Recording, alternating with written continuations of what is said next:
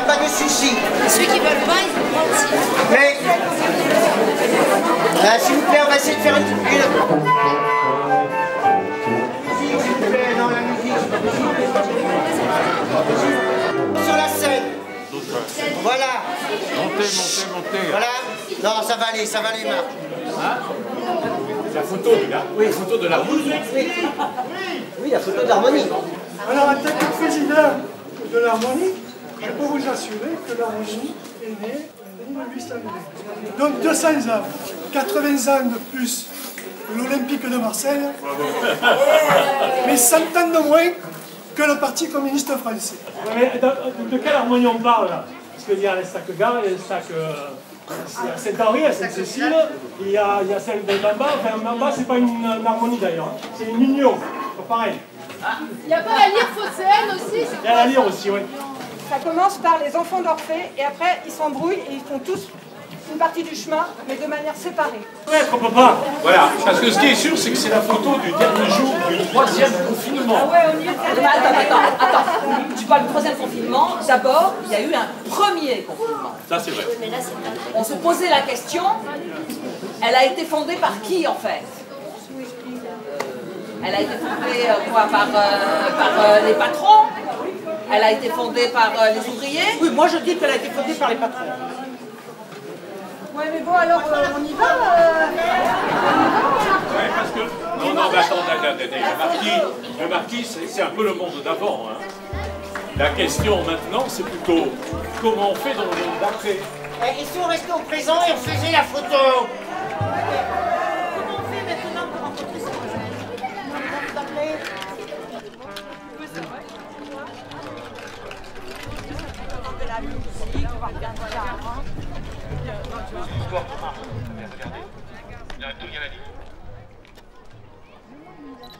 Le 2 mai 1851 était créé ce pont.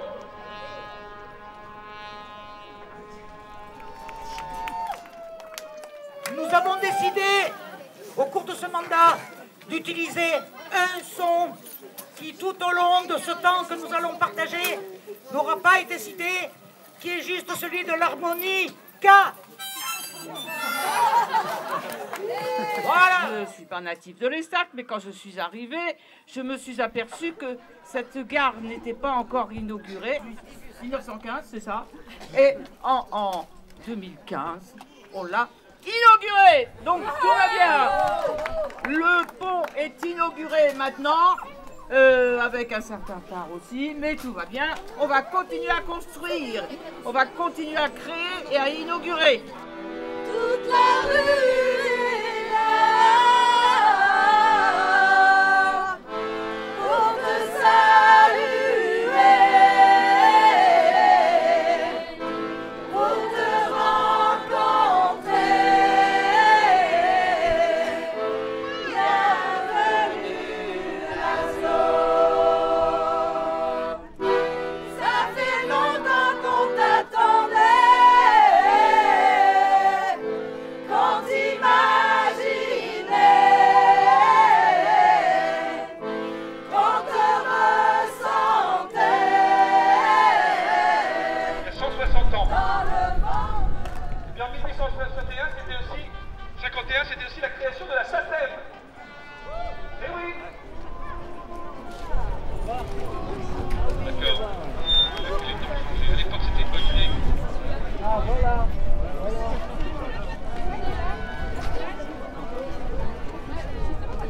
Laissez le passage de la voiture gentiment doucement.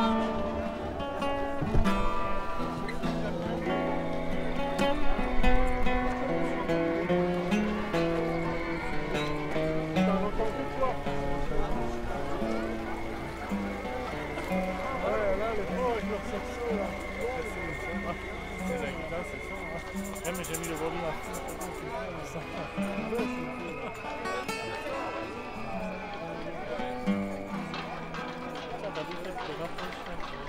Et ici, sur ce grand terre-plein, il y avait une tuilerie. Il y a une cheminée juste devant. Cette cheminée, elle était là.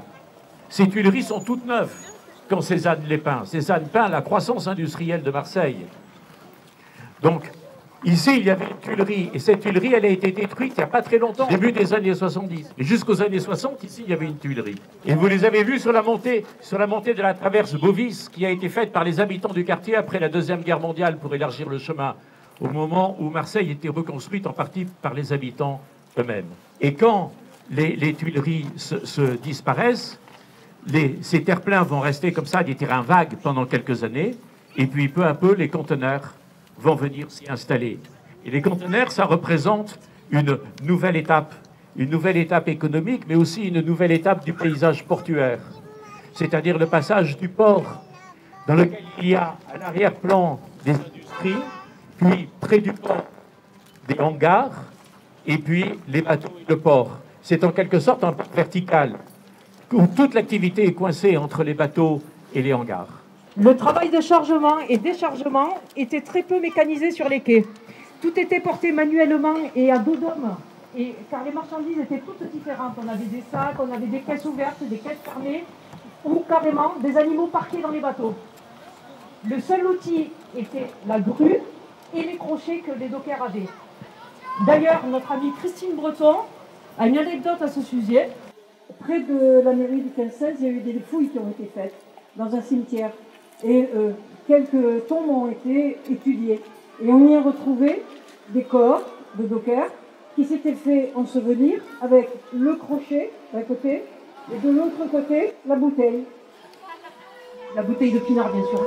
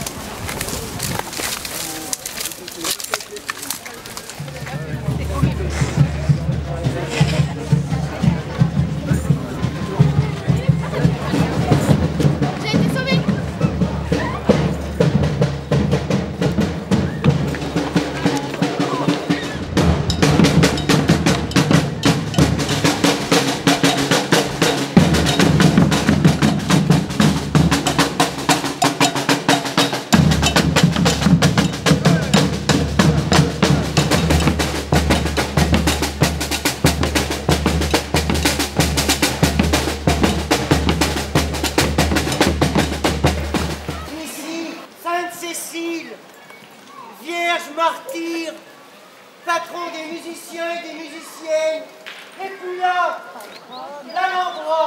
l'Alhambra, qui signifie en arabe les origines, les jardins de l'architecte.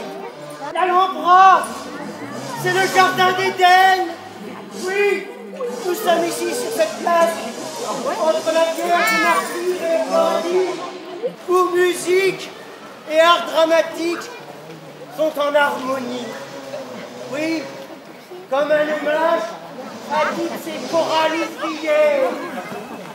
haute en sonorité colorée et en colorité sonore, dont un livret remarquable, a fêté le centenaire il y a tout juste 100 ans. Et s'il y a la lyre phocéenne, il y a Orphée. Et s'il y a Orphée, il y a la musique. Et s'il y a la musique, il y a la chorale. Et s'il y a la chorale, il y a le cœur. S'il y a le cœur, il y a l'âme. S'il y a l'âme, le peuple. S'il y a le peuple, il y a le cri de la colère. Le cri de la colère des ouvriers. Le cri de la colère des ouvriers contre les patrons. S'il y a les patrons, il y a les richesses. S'il y a les richesses, il y a les châteaux. S'il y a les châteaux, il y a les Tuileries. S'il y a les Tuileries, il y a les tuiles. S'il y a les tuiles, il y a le toit.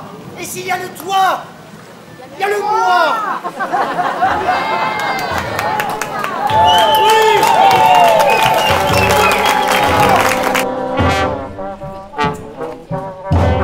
Fanfare de la sardine vive. Assez, il m'a manqué. Retournons aux origines. Allons, enfants de l'Orphéon. Suivons le boulevard d'Anam. Anam, colonie de caoutchouc, d'élastique. Allons, enfants. Marseille, reine de sa majesté la fleur. Arène de la cigale et de l'abeille. Parmi le train du fil, avec le tambourin.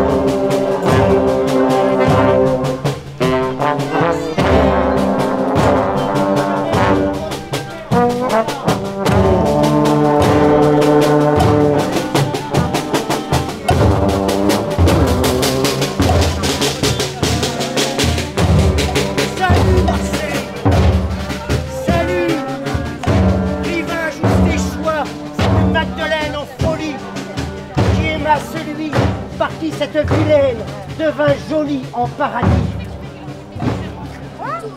Mots le légendaire. Nous l'avons ensemble à 120. Des caravelles de fleurs et des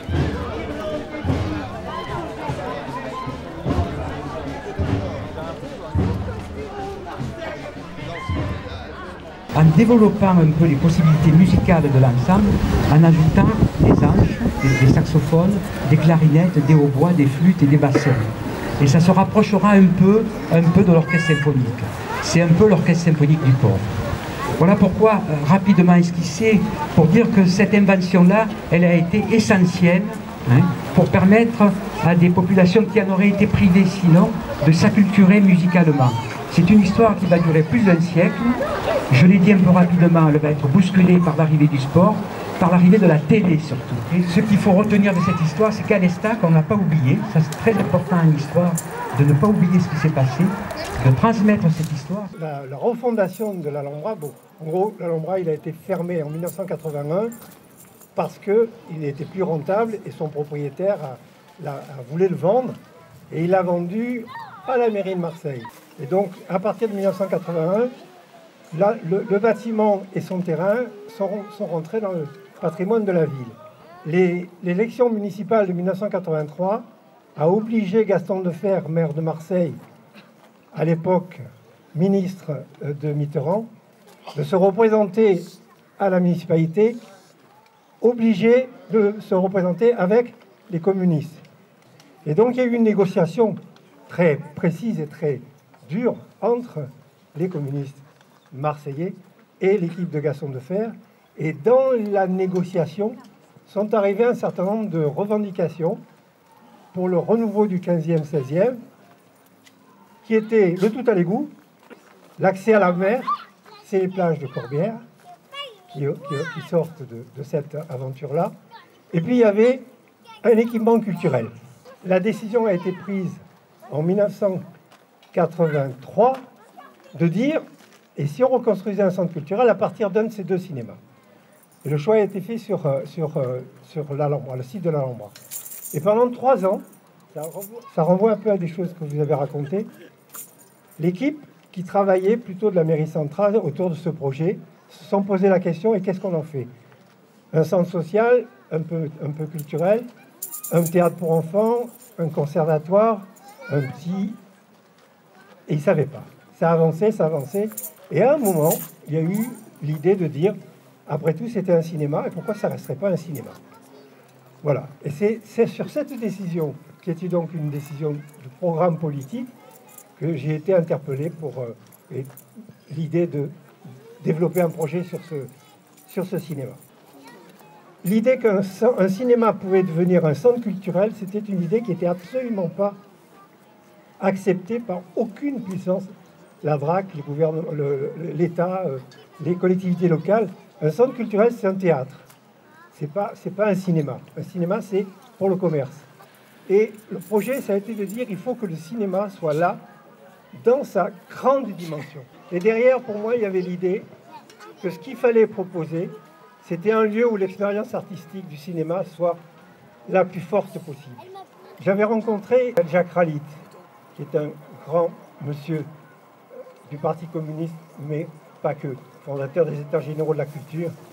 Et je me souviens toujours que dans une discussion qu'on avait eue, c'était à Avignon, l'idée c'était, tu sais, pour qu'un équipement culturel puisse être légitime dans un espace social donné, où quelque part le travail culturel n'a pas forcément sa place, c'est que les minots soient concernés. Si les minots ne sont pas concernés, c'est pas la peine. L'idée, c'est que pratiquement 50% du public de l'Alhambra, c'est les enfants.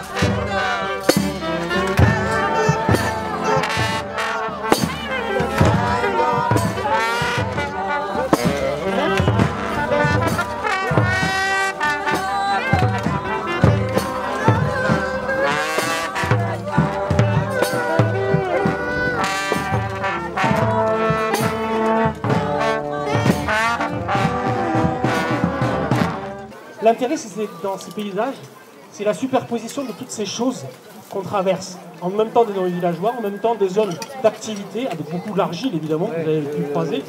Vous avez au bout de vos bâtons, il y a beaucoup d'argile dans ce pays. Il y a du calcaire aussi.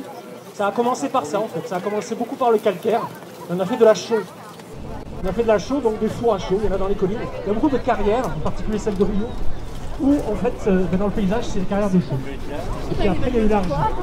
L'argile qui s'est faite dans des creux. Les premiers sont plutôt vers les stacks, à l'arrière. Rue de Huile, qui était un tuilier. Malter, qui était un tuilier. Tout ça, c'est le départ. Et puis, ça se déplace. Et au fur et à mesure, on crée des creux. Sur chaque creux, il faut encore arriver à le lire, mais on peut y arriver. Chaque creux, on va mettre après des populations qui vont venir travailler pour d'autres choses. Et ça va être des bidonvilles en fait, ou des habitats autoconstruits. On va retrouver ça à Pasteur, on va retrouver ça à Lorette, on va trouver ça à Fenouil, à plein d'endroits où on voit encore dans les traces du sol ces espaces-là qui sont entrecoupés, qui font d'un passage à l'autre, puisqu'en fait on ne peut pas construire facilement sur des creux d'argile. Il faut attendre des années pour que ça se tasse. Donc le terrain, on va y mettre autre chose. En l'occurrence, on en a parlé un petit peu tout à l'heure, mais à La Plata, derrière, il y a des containers aujourd'hui. Donc on ne construit pas des choses très en dur. On ne laisse pas les gens habiter sur ces sols-là avant de nombreuses années. Et ça peut atteindre jusqu'à 100 ans, en fait, pour certains endroits. Parce que, tout simplement, ça s'affaisse. Alors les vieux, ils n'étaient pas tout à fait idiots, et ils traitaient ces sols comme des feuilletés, en fait.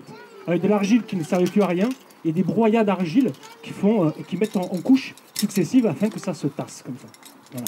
C'est ce qui s'est passé au sous-grand littoral, c'est exactement ce qu'ils ont fait là-bas, en plus avec des piliers, etc., pour que ça tienne.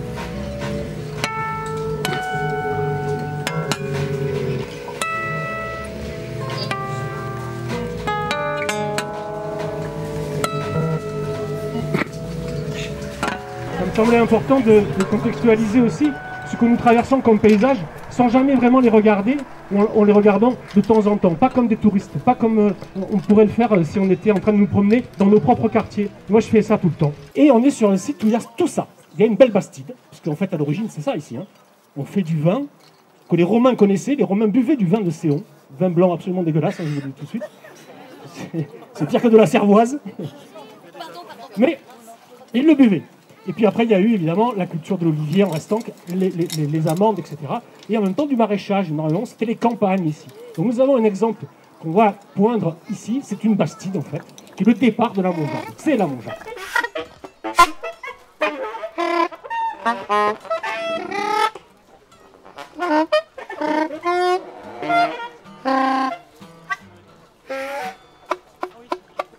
Nous, habitants, nous sommes arrivés ici en 1998, un groupe de 10 familles. Le site était presque vide. L'usine ne travaillait plus depuis un certain temps. Et donc nous avons rencontré Bernard Genet qui a bien voulu nous faire confiance pour que l'on constitue un groupe d'acheteurs pour transformer ce site unique en une copropriété, effectivement.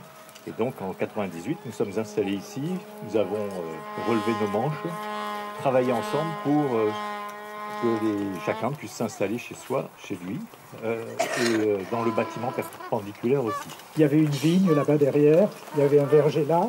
Le long de, là où il y a des bâtiments que vous avez vus sur votre droite dans la grande allée, il y avait un immense verger d'abricotiers. Ça. Donc en fait ce qui se passe aujourd'hui, c'est qu'on revient à la source de la Mongearde, dans laquelle l'épisode des élastiques n'a été qu'un épiphénomène très passager dont je vais témoigner. Voilà.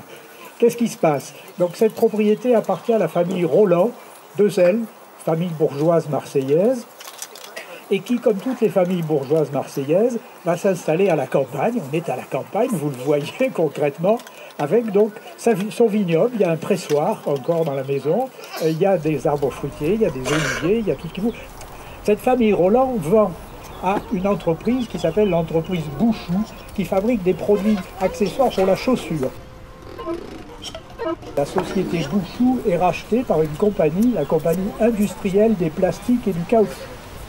Alors je parle de l'Indochine parce que les gens qui mettent de l'argent pour acheter ce terrain de 200 hectares, je crois en tout, avec des constructions qu'il y a dessus, sont des gens qui ont rapatrié du capital des plantations d'EVA d'Indochine.